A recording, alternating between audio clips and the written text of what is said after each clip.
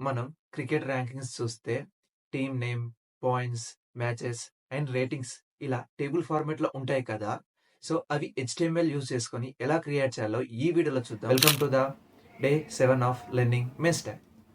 హెచ్‌టీఎంఎల్‌లో tables create చేయాలంటే మనకు మెయిన్‌గా కావాల్సినయి 4 tags.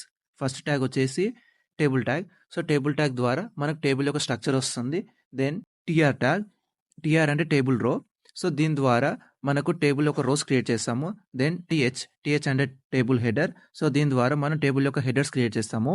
Like team name, matches, points, ratings. So, మనం ఇప్పుడు రాసిన ఈ కోడ్ అవుట్‌పుట్ చూసుకుంటే ఇది. సో, ఇక్కడ బోర్డర్స్ అనేటివి రాలేదు. సో, బోర్డర్ రావాలంటే మనం టేబుల్ లోపల బోర్డర్ ఈక్వల్ టు 1 అని ఇవ్వాలి. సో, దీని ద్వారా మనకు బోర్డర్స్ అనేటివి వస్తాయి. టేబుల్‌లో డాటా ఇన్సర్ట్ చేయడానికి టీడీ అనే ట్యాగ్ వాడతాము. సో, ఫస్ట్ మనం రోని క్రియేట్ చేసుకోవాలి. దెన్ మనం కావాల్సిన డాటా కోసం టీడీ క్రియేట్ చేసుకొని వాటి లోపల డాటా ఇన్సర్ట్ చేయాలి. Like TD first team name కాబట్టి ఇండియా. దెన్ మ్యాచెస్, పాయింట్స్ కాబట్టి పాయింట్స్ క్రియేట్ చేస్తాం. దెన్ రేటింగ్ ఒకటి క్రియేట్ చేసేసి కోడ్ రన్ చేస్తే మనకి ఇది అవుట్‌పుట్ వస్తుంది. సో, ఇలానే రిమైనింగ్ టేబుల్ డాటా కూడా ఎంట్రీ చేస్తే సో, మన అవుట్‌పుట్ అనేది ఇలా వస్తుంది. ఇలాంటి కంటెంట్ కోసం మన పేజ్‌ని ఫాలో అవ్వండి. Thank you.